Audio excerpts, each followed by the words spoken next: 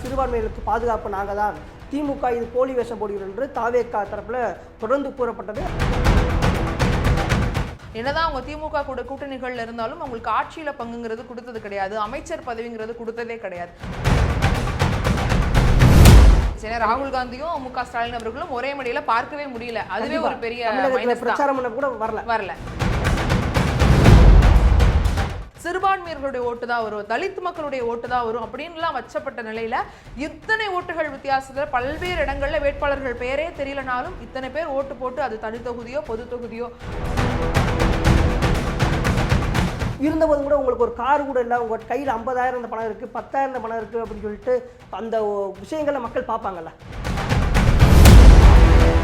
மதம் சாராத ஜாதி சாராத மக்கள் எல்லாரும் ஒருங்கிணைந்து ஒரு தலைவனை முடிவு பண்ணணும் அப்படிங்கறத நினைச்சிருக்கிறாங்கன்றது சாமானிய மக்கள் நம்மளுடைய இயல்பு வாழ்க்கையில் இருக்கிறவங்க இன்னைக்கு அவங்கள பிரதிநிதித்துவப்படுத்தி மக்கள் அவங்கள வெற்றி வேட்பாளர்களாக்கி எம்எல்ஏவா அவங்க சட்டமன்றத்தில் நுழையிறாங்க.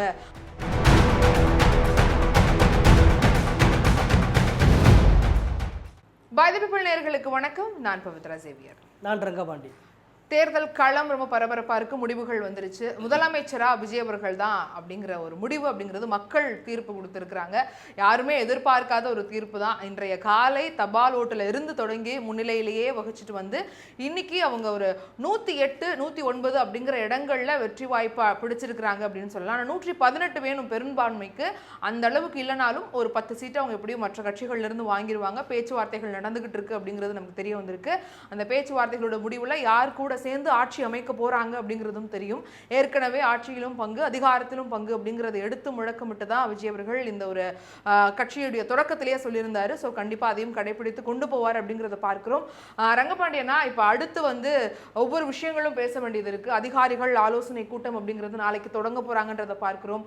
அடுத்து எப்போ இந்த பதவி ஏற்புங்கிறது நடக்கும், முதல்ல எந்த கட்சிகள் வந்து கூட சேர போறாங்க அப்படிங்கிற பல்வேறு தகவல்கள் போயிட்டு இருக்கு.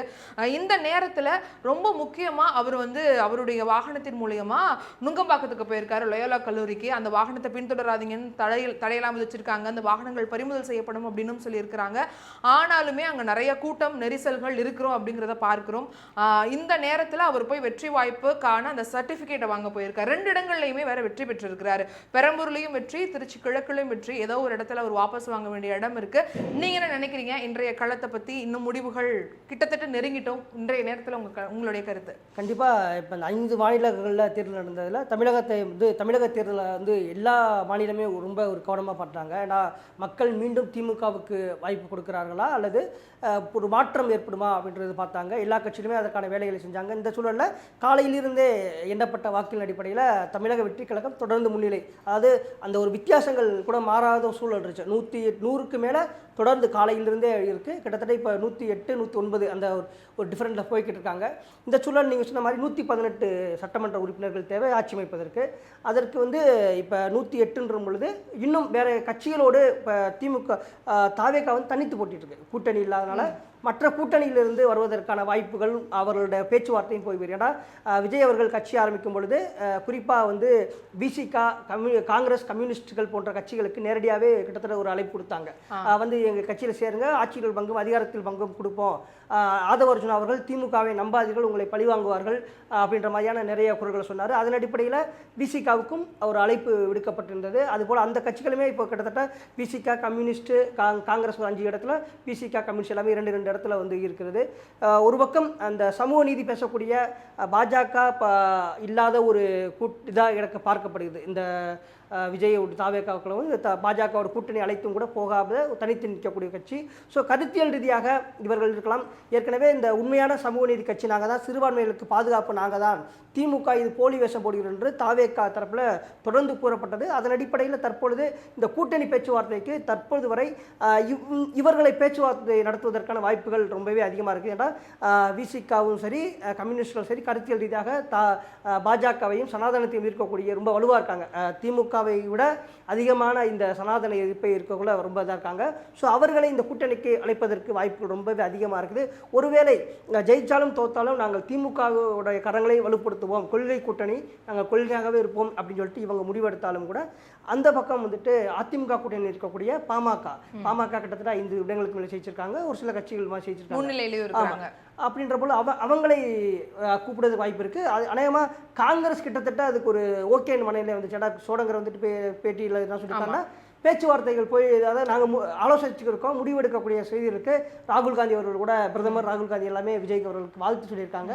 ஸோ கிட்டத்தட்ட தேர்தலுக்கு முன்பு கூட காங்கிரஸ் ஒரு அணியினர் வந்துட்டு தாவேகாவோட செல்வதற்கு ரொம்ப தயாராக இருந்தாங்க. அதுக்கு நிறைய ஒரு பேச்சுவார்த்தை இழுபறி, அவங்க ஒரு சுணக்கத்திலே தான் அந்த கூட்டணி இருந்துச்சு. ஏன்னா ராகுல் காந்தியும் மு.க. ஸ்டாலின் அவர்களும் ஒரே மேடையில பார்க்கவே முடியல. அதுவே ஒரு பெரிய தமிழகத்தில் பிரச்சாரம் பண்ண கூட வரல. ஸோ அது போல கூட்டணிக்கு வருவதற்கான வாய்ப்புகள் இருக்கு. அது போல பாமகவும் ஒருவேளை கூட்டணி வந்தால் அவர்கள் ஆட்சி அமைப்பதற்கு, ஒருவேளை இவர்கள் வரும் பட்சத்தில் அவர்களுக்கு அமைச்சர் பதவி கொடுப்பதற்கும் தமிழக வெற்றி கழகத்தின் சார்பாக வாய்ப்பு இருக்கு. ஏன்னா அவரோட முழக்கமே ஆட்சியிலும் பங்கும் அதிகாரத்திலும் பங்கு. அந்த முழக்கத்தை நிறைவேற்றுவதற்கு ஒரு வாய்ப்பு இருக்கிறது. ஒருவேளை காங்கிரஸோ விசிகாவோ கம்யூனிஸ்டோ அல்லது பாமகவோ யாராவது அந்த கட்சிகள் தாவேகாவுடன் கூட்டணிக்கு செல்லும் பொழுது ஆதரவு கொடுக்கும் பொழுது அவர்களுக்கும் ஆட்சியில் பங்கு கொடுக்கக்கூடிய, இதுவரை விசிகாவோட முழக்கம் அதுதான். கிட்டத்தட்ட பல வருடங்களுக்கு முன்பாக விசிகா வந்து ஆட்சியில் பங்கு அதிகாரத்து பங்கு கொள்கையை முன்னெடுச்சிருக்காங்க.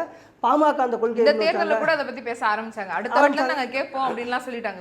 ஆமா, அதான் இப்ப பாமகவோட கொள்கை தான், காங்கிரசினோட கொள்கை தான். ஒருவேளை அது ஒரு வாய்ப்புகள் வரும்பொழுது அதை யார் பயன்படுத்திக் கொள்கிறார்கள் அப்படின்றது தான் கேள்விக்குறியாவே. கண்டிப்பா இது ஒரு நல் வாய்ப்பு. ஏன்னா இந்த ஒரு 10 சீட்டு அப்படிங்கிறது தாவேகா வந்து 109 108 இடங்கள்ல இருந்தாலும் இந்த 10 சீட்டு ரொம்ப முக்கியம் அப்படிங்கிறது பார்க்கப்படுது. மற்ற சிறு கட்சிகள், அதாவது கம்மியான வாக்கு சதவீதம், கம்மியான சீட்டுகள் ஜெயித்திருந்தாலுமே அவங்களுக்கு அந்த சீட்டுகளுடைய வேல்யூ அப்படிங்கிறது இந்த தேர்தலில் ரொம்ப பெருசா பார்க்கப்படுது. ஏன்னா என்னதான் அவங்க திமுக கூட கூட்டணிகள்ல இருந்தாலும் அவங்களுக்கு ஆட்சியில பங்குங்கிறது கொடுத்தது கிடையாது, அமைச்சர் பதவிங்கிறது கொடுத்ததே கிடையாது.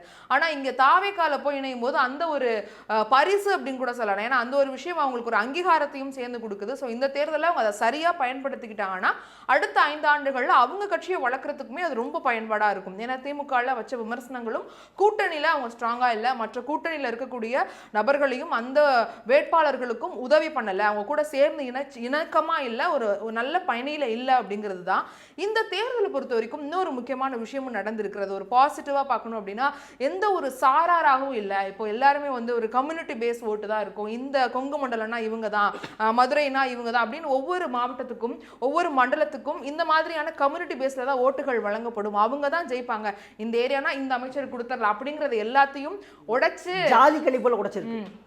ரொம்ப உடைச்சிட்டாரு. அது எல்லாத்துக்குமே இல்லாம மதம் மாற்ற மாதிரியா, ஏன்னா இப்ப கிறிஸ்தவர்களுடைய ஓட்டு தான் வரும், சிறுபான்மையர்களுடைய ஓட்டு தான் வரும், தலித் மக்களுடைய ஓட்டு தான் வரும் அப்படின்லாம் வச்சப்பட்ட நிலையில இத்தனை ஓட்டுகள் வித்தியாசத்துல பல்வேறு இடங்கள்ல வேட்பாளர்கள் பெயரே தெரியலனாலும் இத்தனை பேர் ஓட்டு போட்டு அது தனி தொகுதியோ பொது தொகுதியோ அங்க எல்லாமே வெற்றி பெற்றிருக்காங்க. அப்படின்னா மதம் சாராத, ஜாதி சாராத மக்கள் எல்லாரும் ஒருங்கிணைந்து ஒரு தலைவனை முடிவு பண்ணணும் அப்படிங்கறத நினைச்சிருக்கிறாங்கன்றது இந்த தேர்தலில் முதல் முறையா தமிழகத்துல நடந்திருக்கு அப்படிங்கிறது ஒரு பாசிட்டிவான வேலை நம்ம பார்க்கலாம். கண்டிப்பா திமுக வந்து போரணியில் தமிழ்நாடு வெல்வோம், ஒன்றாக வெல்வோம் அப்படி நிறைய அரசியல் யுக்திகளை எல்லாம் கையாண்டாங்க. அதை எல்லாமே தவிடுபொடியாக்கி மக்கள் இன்னைக்கு திமுகவின் மீது இருக்கக்கூடிய அந்த மக்கள் விரோத செயல், திமுக தேர்தல் வாக்குறுதி நிறைவேற்றாதது, இங்கே தமிழகத்தில் சட்டம் ஒழுங்கு பிரச்சனை, பெண்கள் பாதுகாப்பு கேள்விக்குறி, இது போன்ற பல்வேறு பிரச்சனைகளுக்கு ஒரு மாற்றாக ஒரு தீர்வாக விஜய் அவர்களுக்கு வாய்ப்பளித்திருக்கிறார்கள்.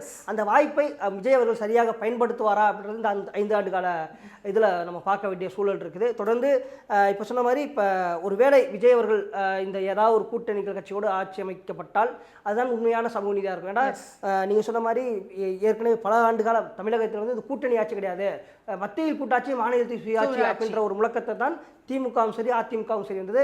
இந்த பேச்சு, அதாவது கூட்டணி ஆட்சின்ற பேச்சு வந்தப்போ கூட 2 திராவிட கட்சிகளுமே அதை முழுமையாக மறுத்தாங்க. திமுக கூட்டணி ஆட்சின்றதுக்கு மக்கள் ஏற்றுக்கொள்ள மாட்டார்கள் அவங்க அப்படின்னு சொல்லிட்டு மறுத்தாங்க.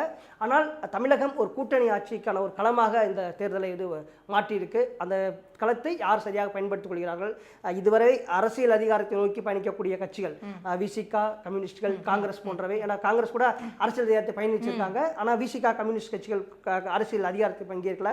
பாமக உள்ளிட்ட கட்சிகளும் அரசியல் அதிகாரத்தை வந்து ஒன்றும் சுவைக்காமல் இருக்கிறாங்க. ஸோ அந்த கட்சிகளுக்குமே அந்த கட்சிகளுக்குமே தாவேக்கா ஒரு நல்ல ஒரு வாய்ப்பை இந்த கொடுக்கும் நம்புகிறோம். அதை சரியாக யார் பயன்படுத்துவார்ன்றது நம்ம முன்னாடி இருக்க கேள்வியாகவே இருக்குது. கண்டிப்பா இன்னொரு முக்கியமான விஷயம் வந்து சாமானியர்களும் வந்து அந்த சட்டசபைக்குள்ள போகலாம் அப்படிங்கிறதும் இப்பதான் நிறைவேற போகுது. ஏன்னா ரொம்ப ரொம்ப வயது குறைந்த வேட்பாளர்கள் இருக்கிறாங்க, இளைஞர்கள் அதிகமா வேட்பாளர்களா இருக்காங்க, வெற்றி வேட்பாளர்களா மாறி இருக்கிறாங்க இன்னைக்கு. ஏன்னா அவங்க நிற்கும் 35 வயசு குறைவானவர்கள் கிட்டத்தட்ட 23 பேர் சட்டசபைக்குள்ள போறாங்க. ஆமா, அதுலயும் ஒரு பெண் வேட்பாளர் 29 வயதெல்லாம் இருக்கிறாங்க. ஸோ அவங்களுக்குலாம் வந்து இது ஒரு புதிய சட்டசபையை பார்க்கும்போது எப்படி இருக்க போகுது, இந்த சட்டமன்றத்துக்கு நேரலைகள் எல்லாருமே பார்ப்பாங்க. ஏற்கனவே நிறைய விமர்சனங்கள் லைவ் கட் ஆகுது, பார்க்க முடியல, இது எல்லாத்தையும் நாங்கள் சார்ட் அவுட் பண்ணுவோம்னு விஜய் அவர்கள் சொல்லியிருந்தாரு. இப்போ விஜய் அவர்கள் முதலமைச்சராக இருக்கக்கூடிய அந்த சட்டசபைங்கிறது இளைஞர்கள் அதிகமாக இருக்கக்கூடிய ஒரு சட்டசபையாகவும், அங்க இன்னொரு பக்கம் எதிர்கட்சியில இருக்க போறது உதயநிதி ஸ்டாலின் அவர்கள், அவரும் ஒரு இளைஞருங்கும் போது ரொம்ப ஒரு ஹெல்தியான ஒரு சட்டமன்றத்தை உருவாக்கி இருக்கிறோம் இந்த வாட்டி அப்படிங்கிற ஒரு விஷயமும் பார்க்கப்படுது. ஏன்னா இப்போ ஆட்டோ டிரைவர் ஆகட்டும், ஏற்கனவே டிரைவர் அவருடைய சொந்த டிரைவருடைய மகன் அவரும் வெற்றி அடைஞ்சிருக்காரு, விருகம்பாக்கத்துல வெற்றி அடைஞ்சிருக்காரு. இந்த மாதிரி சாமானிய மக்கள் நம்மளுடைய இயல்பு வாழ்க்கையில் இருக்கிறவங்க இன்னைக்கு அவங்கள பிரதிநிதித்துவப்படுத்தி மக்கள் அவங்களை வெற்றி வேட்பாளர்களாக்கி எம்எல்ஏவா அவங்க சட்டமன்றத்தில் நுழையிறாங்க. அங்க அமைச்சர் பெருமக்கள் இருக்க போறாங்க, அவங்க எல்லாருக்கும் ஒவ்வொரு துறை கொடுக்க போது அந்த துறையில அவங்க எப்படி புதுசு விதமா பணியாற்ற போறாங்க. ஏன்னா முதல் முறை வர்றவங்க நிறைய ஐடியாவோட வருவாங்க, புதுசா ஏதாவது பண்ணணும். இந்த 5 ஆண்டுகள்ங்கிறது அவங்களுக்கு ரொம்பவே சவாலா இருக்கும். மக்களும் நிறைய விஷயங்கள் எதிர்பார்க்கிறாங்க, இது எல்லாத்தையும் அவங்க செய்வாங்களா, மற்ற மாநிலங்களுக்கு இது ஒரு பெரிய எடுத்துக்காட்டான ஒரு மாநிலமாகவும் இருக்கும் இந்த ஒரு விஷயத்துல அப்படிங்கிறத நான் பார்க்கிறேன். நிச்சயமா இப்ப இந்த தேர்தலுக்கு முன்பாக தாவேக்காவில் வந்து 234 தொகுதிக்கும் ஆட்களே கிடையாது, ரெண்டாவது பணம் கொடுத்தா தான் சீட்டு அப்படின்ற மாதிரி நிறைய விஷயங்கள் இருக்குது. குறிப்பா இந்த தேர்தலுக்கு முன்பு பெற்றோர்கள் தங்களுடைய குழந்தைகள் எல்லாம் பத்திரமா வச்சுக்கோங்க, தற்கொலை எண்ணத்துக்கு போயிடுவாங்க, இது போன்ற ஒரு நரேட்டிவ், ஒரு பெரிய வெற்றி வந்து தோல்வி வந்துற போது அதை சவாலை சந்திக்க முடியாம போயிருவாங்கன்ற மாதிரி ஒரு தாவேக்காக்கு எதிரான ஒரு பெரிய நரேட்டிவ்லாம் செட் பண்ணப்பட்டாங்க. ஆனா அத்தனை இதையுமே வந்து ஒரு தோல்வி தவிடுபொடியாக்கி தாவேக்கா ஜெயிச்சிருக்கேன்னா கிட்டத்தட்ட எம்ஜிஆர் அவர்களுக்கு பிறகு முதல் தேர்தலிலேயே 34% மேல வாக்கு எடுத்தது 38-40 நெருங்குற மாதிரி போயிட்டு இருக்கு. ஒரு எம்ஜிஆர் அவர்கள் தான் 33% மேல வாக்கு எடுத்தாரு. அந்த வரலாற்றையுமே இவர் பீட் பண்ணிட்டாங்க. இவர் ஆரம்பத்திலே சொல்றாங்க மறுபடியும் ஒரு வரலாறு திரும்பும், எம்ஜிஆர் அவர்கள் ஏற்படுத்தியது போல ஒரு வரலாற்று மாற்றத்தை, ஒரு புரட்சியை தமிழக வெற்றி கழகம் செய்யும் அந்த கட்சி ஆரம்பிக்கப்பட்ட முதல் நாளிலிருந்து சொல்லிட்டு இருக்காங்க. அதுவும் நடத்தியும் காட்டியிருக்காங்க தாவேக்கா. மக்கள் அந்த அளவுக்கு விஜய் அவர்களை நம்பியிருக்காங்க. அதுக்கான ஒரு சூழல் தேவை இங்கே தமிழகத்தில் தேவைப்பட்டிருக்கு. ஏன்னா திராவிட கட்சிகள் மாறி மாறி ஆட்சி செய்தாலும் கூட நம்ம களத்தில் நேரடியாக போகும்போது 2 பேருமே ஆட்சி பண்ணியிருக்காங்க. என்னுடைய வாழ்க்கை தர ஒன்றும் உயரவே இல்லை, நான் இன்னும் வீடு இல்லாம தான் நான் இருக்கிறேன், ஒரு வாய்ப்பு கொடுக்கணும், மாற்று சக்தி வர ஒரு கண்மூடித்தனமானது. ஏன்னா ரெண்டாவது இப்போ முதல்வர் துணை முதல்வர் இவர்களெல்லாம் தங்களுடைய தேர்தல் அந்த அஃபிடவிட் பண்ணுவாங்கல்ல, எனக்கு காரே இல்லை, எனக்கு சொத்து இல்லை, இந்த மாதிரியான மக்கள் பார்க்கத்தான் செய்வாங்க. என்ன இவ்வளவு பெரிய பாரம்பரியமா கட்சி இருக்கீங்க, இவ்வளவு பெரிய சொத்து வச்சிருக்கீங்கன்னு எல்லாருக்குமே தெரியுது, உங்க சொந்தக்காரங்களா எப்படி இருக்காங்க எல்லாருக்குமே தெரியுது, சன் நிறுவனங்கள்லாம் எப்படி இருக்குன்னு தெரியுது. இருந்தபோதும் கூட உங்களுக்கு ஒரு கார் கூட இல்லை, உங்க கையில் 50,000 பணம் இருக்கு, 10,000 பணம் இருக்கு அப்படின்னு சொல்லிட்டு அந்த விஷயங்களை மக்கள் பார்ப்பாங்கல்ல. ஏன்னா இப்போ சோசியல் மீடியான்றது பெரிய லெவலில் வந்து விரிவடைஞ்சிருக்கு, இளைஞர்கள் முதல்ல பெரியவர்கள் வரைக்கும் போய்கிட்டு இருக்கு. அதெல்லாம் வந்து சரியான முறையில் தாவேக்கா எடுத்து சொல்லி மக்கள் ஓரளவுக்கு ஒரு விழிப்புணர்வு அடைஞ்சிருக்காங்க தான் சொல்ல முடியுது. கண்டிப்பா ஒரு பெரும் வெற்றிடம் இருக்குங்கிறத ரொம்ப நாளா சொல்லிட்டு இருந்தாங்க தலைவர்கள் மத்தியில. இப்போ ஒரு பெரிய கரிஷ்மேட்டிக் லீடர் அப்படிங்கிற மாதிரி எம்ஜிஆர் அவர்கள் இருந்தாங்க, கலைஞர் அவர்கள் இருந்தாங்க, ஜெயலலிதா அவர்கள் இருந்தாங்க. அவங்களுக்கு அப்புறம் அந்த மாதிரியான ஒரு லீடர் உருவாகணும், விஜயகாந்த் அவர்கள் வருவார்னு எதிர்பார்க்கப்பட்டது. ஆனா அது நடக்கல அப்படிங்கிற ஒரு பெரிய இழப்புமே மக்கள் மத்தியில இருந்துச்சு. அதனுடைய விளைவு கூட இன்னைக்கு அவர் வெற்றி பெற்றதுக்கு ஒரு காரணமா இருக்கலாம். ஆனால் அது மாதிரியான ஒரு தலைவரா இவர் இருப்பாரா அப்படின்னு தொடர்ந்து அவர் நடக்கக்கூடிய இந்த 5 ஆண்டுகள்ல தான் தெரியும். இந்த 5 ஆண்டுகள் அவருடைய பணிகள் எப்படி இருக்கு அப்படிங்கறத தொடர்ந்து பார்க்கலாம். இன்னும் எந்த கட்சிகள் இணைய போகுது அப்படிங்கிறதையும் தொடர்ந்து பார்க்கலாம். தொடர்ந்து பை த பீப்புளை பார்த்துட்டே இருங்க. உங்களுக்கு உடனுக்குடன் பல்வேறு செய்திகளை சொல்லிட்டு இருக்கோம். அடுத்த வீடியோவில் உங்களை வந்து சந்திக்கிறேன். அது வரைக்கும் உங்களிடம் இந்த விடைபெறுவது நான் பவித்ரா சேவியர். நான் ரங்கபாண்டி. நன்றி, வணக்கம்.